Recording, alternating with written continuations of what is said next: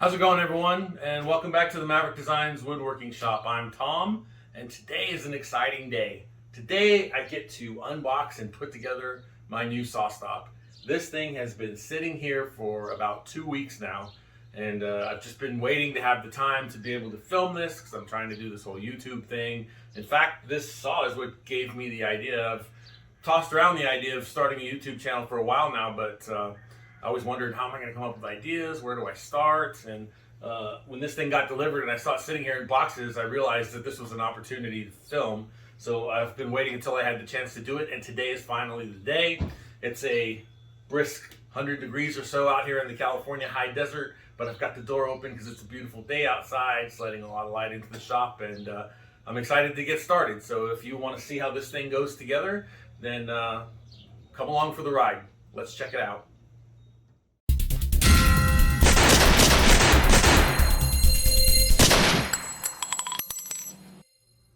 So when I ordered this saw, it was on back order, and I had to wait about 6 weeks, I think, to get it.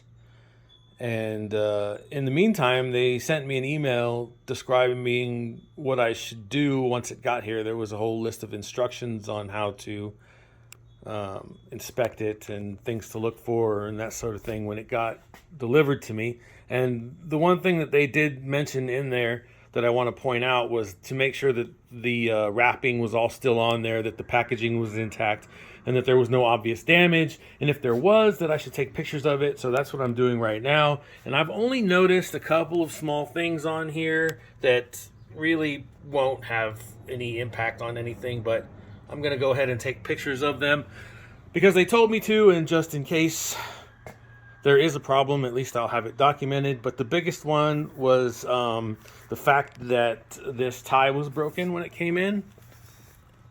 This one right here. So I'm going to get a shot of that.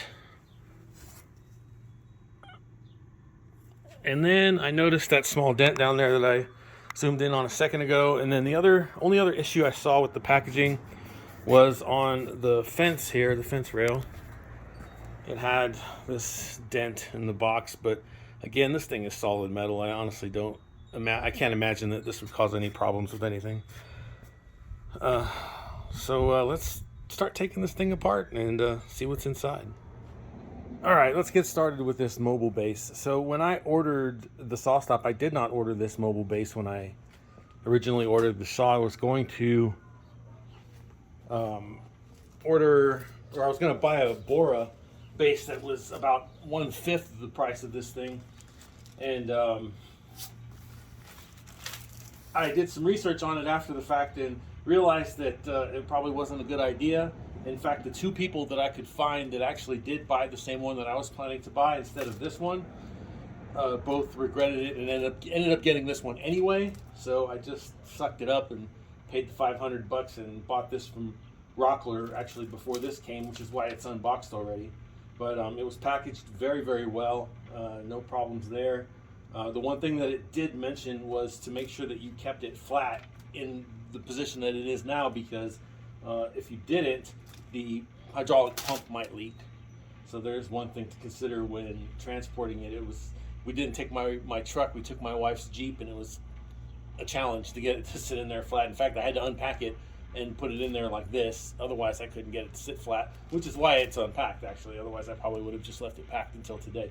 But the key thing to remember to note here is that when you first open the box, this is the first thing that I saw. It had instructions that said read me first on it in bold print, so I will do that now.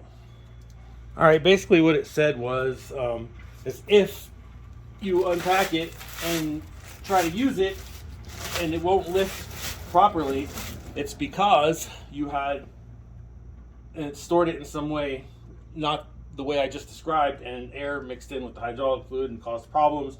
And then it gives you instructions of how to overcome that after the saw's already inside of it. So no point in looking at that any further at this point.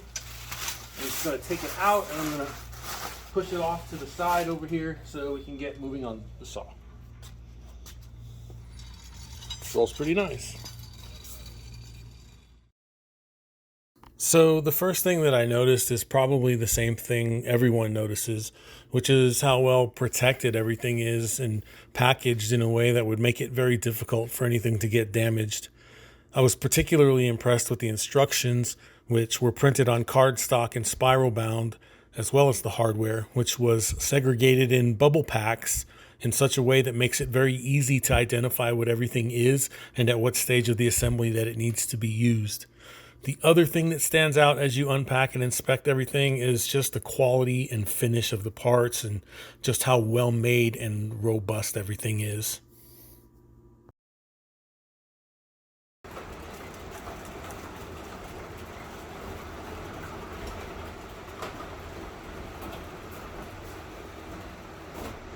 So I took a break for a few minutes to read the instructions, and I was going over some of the previous footage that I had already shot, and I realized that this was on here, so I came out to look at it again, and it tells you to open, cut along the dotted line, and lift the top portion of the box, and that's going to be necessary in order to get this thing out the way that the instructions tells you to. So I'm going to do that now.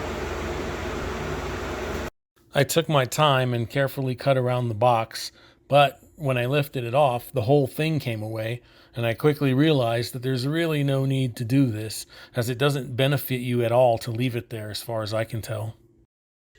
Okay, as you can see, the saw is already out of the box and onto the mobile base.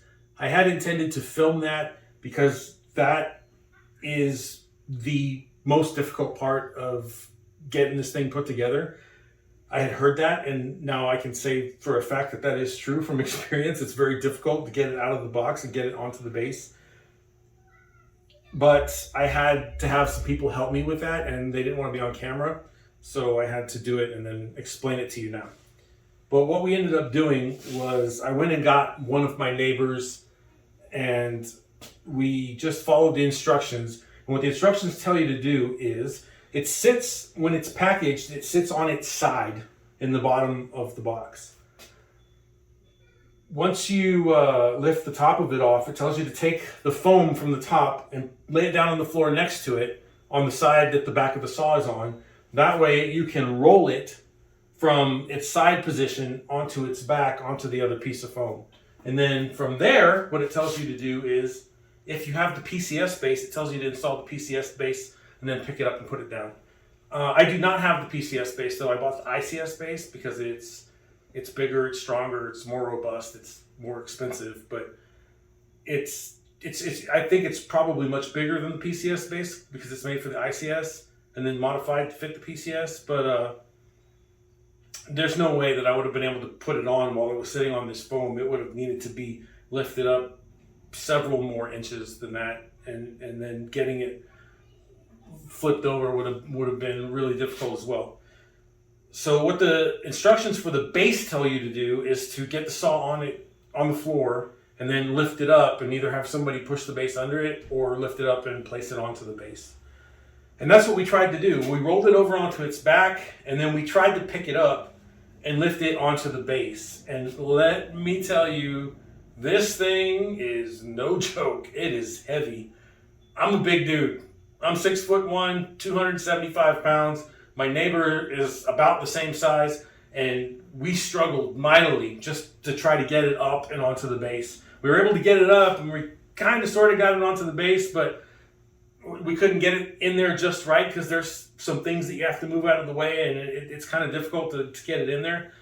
You gotta have to finesse it, and we ended up damaging the bottom of the saw a little bit. Luckily, it's at the very, very bottom. I just bent one of the flanges and I was able to hammer it back in. And there were some cosmetic scratches at the bottom, but you can't see them because they're sitting down inside the base. So that's fortunate, but I would have preferred not to do any damage to the saw. Once we realized that we were going to not be able to do it that way, we put it back down on its back, and I had to go get another neighbor. And with the three of us, we rolled it up onto the floor, and then we were able to pick it up with 3 people and put it onto the base. Now, the instructions tell you to use 4 people, and they're not joking. You probably want to try to use 4 people if you can. If you have 3 big guys, you can do it. Once we had that third person, it was much more manageable. 4 people would have made it a lot easier, but 2 people, 2 big guys, we were not able to do it. At least I wasn't. And you don't want to take the chance of damaging a $4,000 saw, so it's probably better to get as many people as you can to do it. That's why I wasn't able to film it, but we did it. Here it is. It's ready, and now we can move on to the next stage of the build.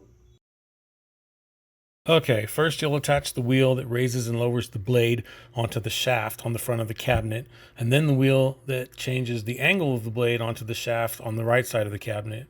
It was, I thought, a simple enough operation, but after I had installed the first one and went to install the second, I realized that the keys have to be oriented properly in order to fully seat into the groove on the shaft. I took another look at the one I had already installed, and sure enough, it was installed incorrectly, so I had to remove it and reinstall it the correct way. It's just something to keep in mind when you do this yourself. Next, you attach the dust port. I actually had some trouble locating the part as it wasn't packaged anywhere with any of the other parts. After I searched for a while and the panic started to set in, I finally found it inside the cabinet. It actually tells you this in the instructions, but I missed it somehow. After that, you install the plastic motor cover, which is pretty simple to do, and then the real fun begins. The extension wings are really heavy and very difficult to install by yourself. I was able to do it alone by resting them on my adjustable height shop stool, but it was an awkward and really janky way to do it. If you have someone that's strong enough available, I suggest you do it with assistance in order to avoid hurting yourself or damaging your saw. Next, you'll need to level the wings, and here's the best piece of advice I can give you for that. I spent way too much time trying to get the outer ends of the wings level all the way across the table, but I didn't realize that this is actually accomplished later when you install the rails for the fence, as they sort of pull everything into alignment. Here, you'll want to focus on getting the inside edges of the wings perfectly flush with the top and the front and back edges of the table. Pay attention to the chamfer that runs along the front of all 3 pieces, as you could easily install the wings backwards, and that's not something you'll want to have to do twice, trust me. The last thing to do is to install the switch box onto the other side of the left wing. This is easy enough as it's just 2 screws, but they are Allen head screws and they're tucked back into a very hard to reach spot that doesn't give you much space to turn the wrench, especially if you have big hands like me, so you'll need a little time and a lot of patience to get these on. Okay, so I have completed the assembly for the saw part of the saw. The only thing that's left are 2 little accessory holders that are 1 screw each. You guys don't need to watch me do that. The main part of the saw is assembled as far as the saw instruction manual goes. What's left is to put on the extension table and the fence. It was a lot of work. Getting the tables exactly right took some time, and I mean, I'm a perfectionist, so I went over and over and over it again. If you don't quite care as much as I do, I guess it might not take so long. And honestly, they're still not good enough for me, but they're good enough for government work, I guess, right? So the whole assembly took about 1 hour and 45 minutes up to this point. Some people might get it done faster. I have the tendency to work kind of slow because I'm a perfectionist, so it takes a little bit longer to do things sometimes, but yeah, it's looking good. I'm happy with it, and I will finish it up tomorrow. So it's the next day, and to start with, please let me apologize for the old guy in shorts, but it was like 100 degrees inside the shop still, and uncharacteristically humid for the area that I live in, even though it was after 8 p.m. already, and I would have just been straight miserable in pants.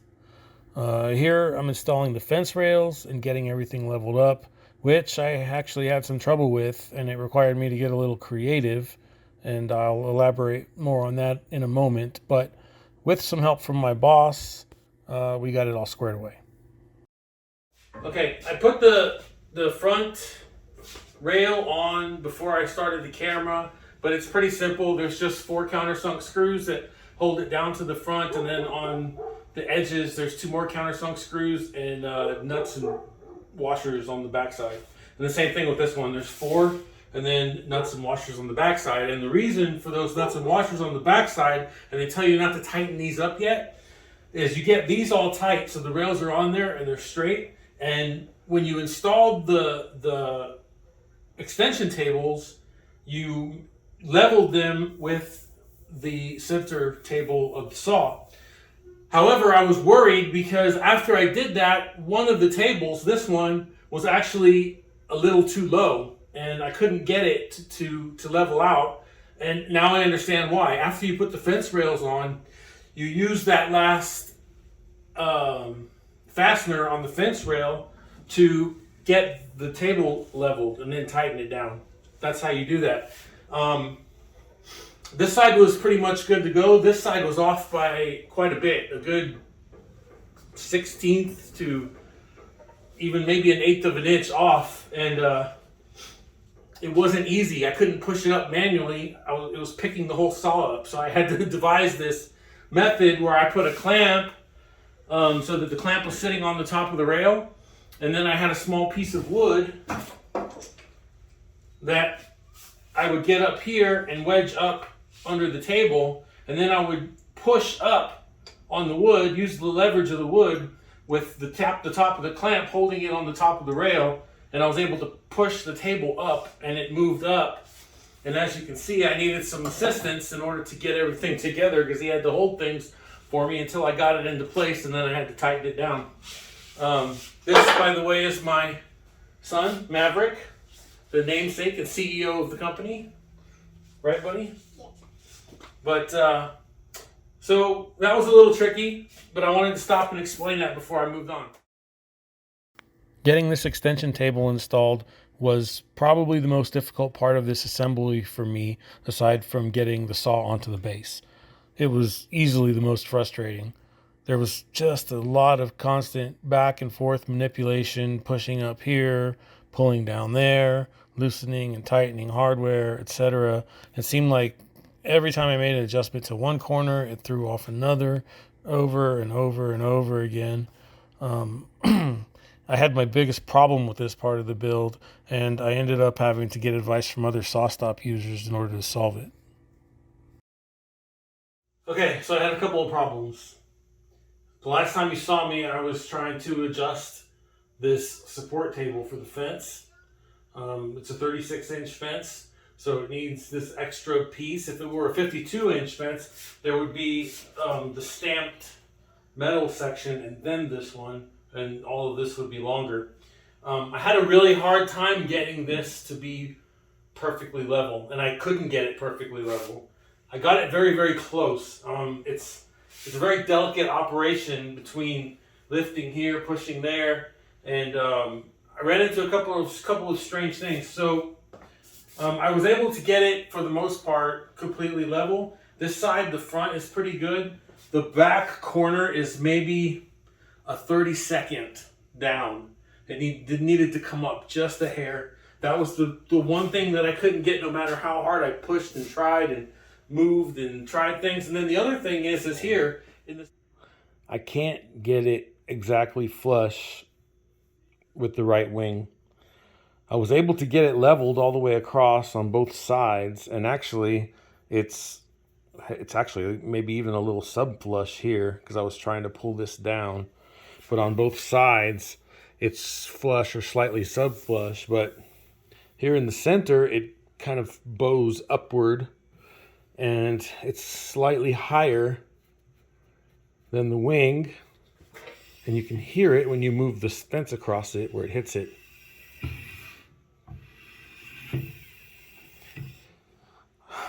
I'm part of a Sawstop users group in Facebook, and a couple of people have given me some suggestions. I'm going to see if I can make this work a little bit better. The problem is this setup here, where that screw is attached to that bracket, which is attached to the extension, and it screws into that spot on the edge of the wing. However, when you screw it in, it pulls the table up and lifts it higher. My problem is that it's too high, and right now I've got that screw completely unscrewed and outside of the threads on that table to get it at the absolute lowest setting. So I'm going to try a couple of things, which means I'm going to have to take this thing back off which kind of sucks because it was a horrible pain in the butt to get it on there and to get it level. But it's one of those things that's going to bother me. Is it going to truly affect anything? Probably not. But I have a little OCD and kind of a perfectionist way of doing things. So I'd like to try to get this thing set up right the first time. It just defies imagination that screw would be completely unseated from the threads and still be too high. You would think that when they manufactured this, the adjustment would be somewhere in the middle, but apparently not the case. And there's been a couple of people that have had the exact same problem, and they've used a system of nuts and washers to try to fix it. So I'm going to attempt the same thing. If you end up having to deal with this, you'll need to take the bracket off and get the hardware out of it. And I'll explain why in a second. But what you have to do is just get this snap ring off. And once you pry it out of there with a small screwdriver or something, the rest of the hardware just kind of falls out. All right, update. So thanks to the suggestions from the Sawstop users group on Facebook, I have gotten this thing nice and flat and level with the wing finally. And what I had to do was I had to go out and buy a 35, I bought a 35 and a 40 millimeter M6 bolt to replace the one that was in there. And then I put nuts on either side of the bracket. And that way the nut on top pushes down and pulls the bracket and the extension table down and lines it up into place, and then I tighten them together, and it worked out pretty well. So thanks to those guys for that. And if anybody else has the same problem, that is how you fix it. So like I said, I was able to get it fixed, and thankfully I did not have to take this off, because that would have required me taking the entire fence rail and everything back off in order to get to the screws that sit up inside here behind this that hold that on. Instead, I realized that I could just take the bracket off, the two screws that hold that in, and I got it to work. So I'm happy with that. Then the other thing is I didn't realize until after it already happened, as I was working on this, is the battery died on the phone. So you missed me putting on the actual fence rail. And it was very simple. It just lays on top of the L bracket that's on the front. And then there's 8 screws that go on the bottom. You put them in loosely. And what it tells you to do is pull it all the way out. Then you take the fence and you put it on. And then lock it down so that the fence is now locked down to this rail, which is still loose on this bracket. And then what it tells you to do is push it in until there is a 30-second gap between the pad, this white pad, I don't know if you can see it in here, and the bracket. So 1/32 is equal to about 31 thousandths. So I got a feeler gauge with 16 and 15 together, which makes 31. And what I'm going to do is I'm just going to slide this in here, push it against it, and tighten it down, and then do the same thing on the other end and all the way down. So that's how I'm doing that, and I'll get to work on that now. Finishing up the fence and getting it spaced properly this way was really easy, and I was very happy with the results. So I've been at it for about another hour and a half today after I got home from work and did some other things. So total I've got about 3 hours into the build, and I'm 2/3 of the way done. I imagine I have about another hour and a half left tomorrow. The fence is on. The thing works magnificently. I mean, obviously it's a big upgrade from the little fence on the Hercules. Which, don't get me wrong, this was a good fence, as I said in the Hercules video. But I mean, you can just see the difference there. It's pretty massive. I really obviously like this. This thing slides around on here like butter. It locks down nice and tight. That's what's left anyway, is I have all the adjustments to make. I got to install the blade, get everything adjusted and squared up, and then I'm done, but I'm happy. I'm going to end this video here because it's getting pretty long, but I will make a part 2 and put it out shortly after this one, which will show the final setup and first cuts and my initial impressions of the saw. So until next time, stay safe and happy woodworking.